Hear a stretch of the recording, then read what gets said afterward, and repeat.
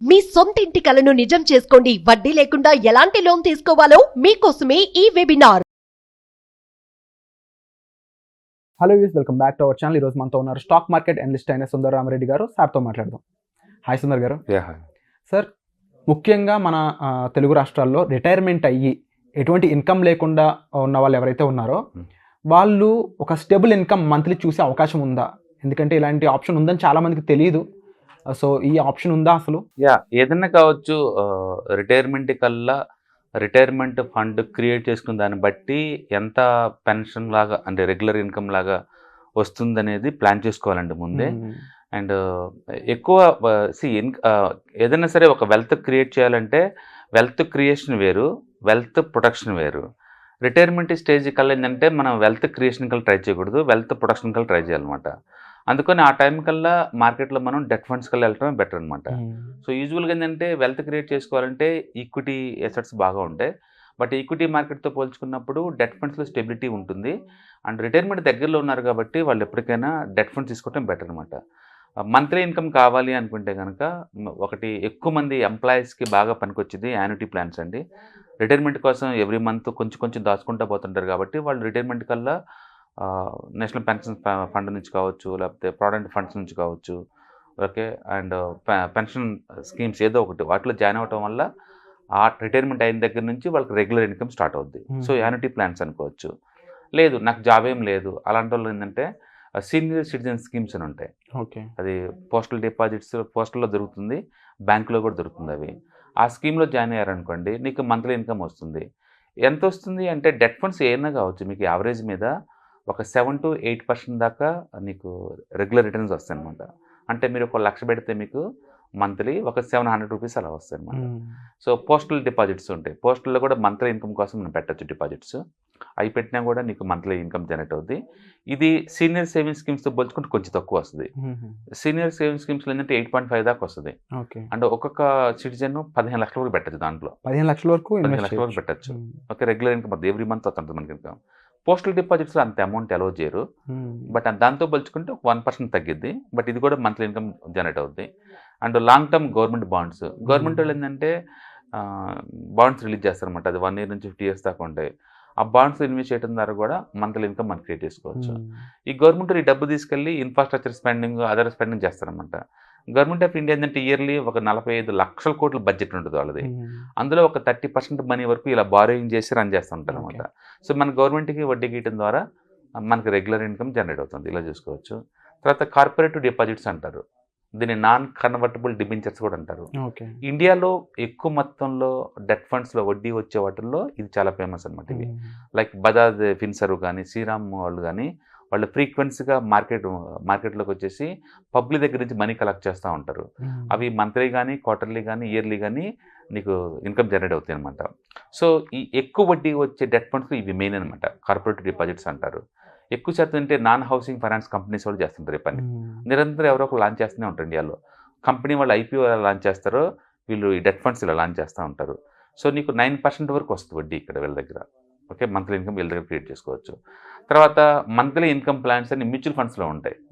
అవి వాళ్ళు ఏంటంటే డబ్బు తీసుకెళ్ళి ఒక 70-80% ఈక్విటీలో, డెట్ ఫండ్స్లో పెట్టేసి ఒక 10 to 20% అలా ఈక్విటీలో పెడతారనమాట. ఇది కూడా మంత్లీ ఇన్కమ్ జనరేట్ చేస్తారు వీళ్ళు కూడా మంత్లీ. సో మ్యూచువల్ ఫండ్స్లో అయితే నీకు ఒక 7 to 9% మధ్యలో వస్తాయి. ఇవి ఎంఐపి అంటారు, ఇట్స్ పాపులర్ అనమాట అవి. తర్వాత ప్రధానమంత్రి యోజన స్కీమ్ ఉంది, అది కూడా డెట్ ఫండ్స్, అందులో కూడా నుంచి జనరేట్ చేసుకోవచ్చు మంత్లీ. తర్వాత లైఫ్ ఇన్సూరెన్స్ వాళ్ళు ఉంటుంది, లైఫ్ ఇన్సూరెన్స్ ప్లస్ సేవింగ్ అని స్కీమ్స్ ఉంటాయి, వాళ్ళకి కూడా తక్కువ వడ్డీ వస్తుంది. బట్ అది కూడా మంత్లీ ఇన్కమ్ జనరేట్ చేసుకోవచ్చు.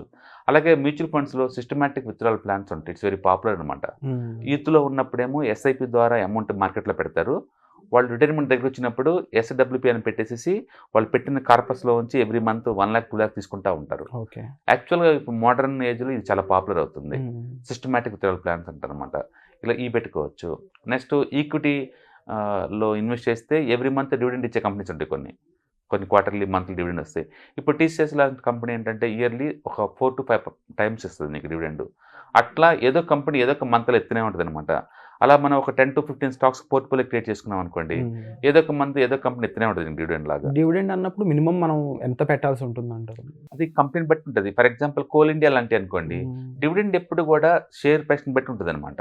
ఓకే, కోల్ ఇండియా ఈ పాయింట్ ఆఫ్ టైంలో మీరు కొంటే ఇప్పుడు 440 రూపీస్ ఉంది లైవ్ మార్కెట్లో, కొంటే నీకు 5% డివిడెండ్ గిట్టుబాటు అవుతుంది, 5.5% అట్లా. షేర్ ప్రైస్తో లింక్ ఉంటుంది. డివిడెండ్కి ఇన్కమ్ కోసం స్టాక్ మార్కెట్లో పెట్టాలంటే బెస్ట్ టైం ఏంటంటే బేర్ మార్కెట్లో. ఎవ్రీ డెకేడ్కు ఒకసారి ఒక 50 to 60% మార్కెట్ డౌన్ అవుతాయి. ఆ టైంలో స్టాక్స్ చాలా తక్కువ రేటుకి వస్తాయి. ఆ టైంలో పెడితే మనకు డివిడెండ్ బాగా గిట్టుబాటు అవుతుంది. ఎగ్జాంపుల్ కోవిడ్ టైంలో మీరు కనుక ఐటీసీలో పెట్టుంటే మీకు జీవితకాలం 12% డివిడెండ్ వస్తుంది. ఆ టైంలో పెట్టిన అందరికీ. కోల్ ఇండియాలో పెట్టుంటే జీవితకాలం 10% వస్తుంది.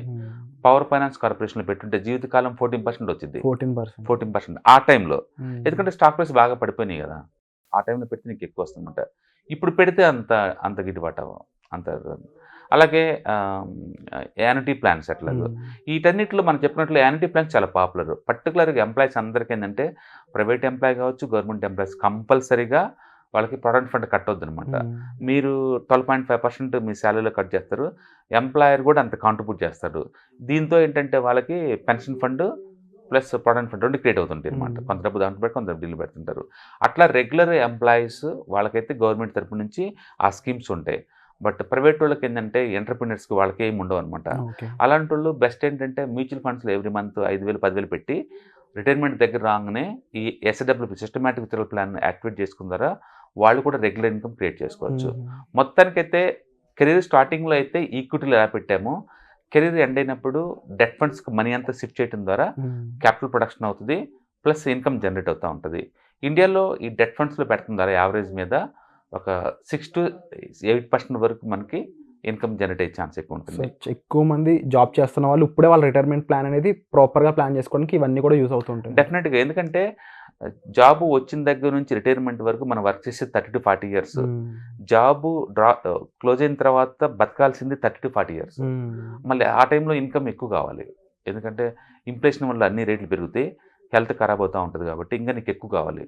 అందుకని ప్రతి ఒక్కళ్ళు రెగ్యులర్ ఇన్కమ్కి ప్లాన్ చేసుకోవాలా జాబ్ ఉన్నప్పుడే. ఇలాంటి విషయాలన్నింటి మీద మీరు ఫైనాన్షియల్ వర్క్షాప్ ప్లాన్ చేస్తున్నారు కదా, ఆ ఫైనాన్షియల్ వర్క్షాప్లో ముఖ్యంగా జాబ్ ఉన్న వాళ్ళు మాత్రమే అటెండ్ అవ్వాల్సిందే, బిజినెస్ చేసే వాళ్ళు ఎవరైనా సరే? బేసికల్ ఓవరాల్ కదంటే అంటే ఈ ఫైనాన్స్ మనకి ఎలా హెల్ప్ అవుతుంది, అండ్ ఫైనాన్స్ గోల్స్ ఎలా సెట్ చేసుకోవాలి, ఒక ఇల్లు కొనాలంటే ఎలా ప్లాన్ చేసుకోవాలి, ఒక వెకేషన్కి వెళ్ళాలంటే ఎలా ప్లాన్ చేసుకోవాలి, రెగ్యులర్గా వచ్చే శాలరీ ఖర్చులను ఎలా ట్రాక్ చేసుకోవాలి, ఎలా సేవ్ చేసుకోవాలి, ఎలా ఇన్వెస్ట్మెంట్ చేసుకోవాలి, ఎలా లాంగ్ టర్మ్కి రిటైర్మెంట్కి ఇటన్నిటికి ప్లాన్ చేసుకోవాలి, ఈ మొత్తం కాంప్రహెన్సివ్గా ఆ వెబినార్లో డిస్కస్ చేస్తారు. Wonderful sir. సో మీరు కూడా ఈ వర్క్షాప్లో పార్టిసిపేట్ చేయాలనుకున్నట్లయితే ముఖ్యంగా ఈ వర్క్షాప్లో పార్టిసిపేట్ చేయడం ద్వారా ఫైనాన్షియల్ ప్లానింగ్, రిటైర్మెంట్ ప్లానింగ్, అలాగే బడ్జెటింగ్, ముఖ్యంగా డెఫ్ట్ మేనేజ్మెంట్ అంటే మీకున్న ఫైనాన్షియల్స్ డెట్స్ ఇవి ఓవరాల్గా మేనేజ్ చేయడం అనేది మీకు అర్థమవుతూ ఉంటుంది.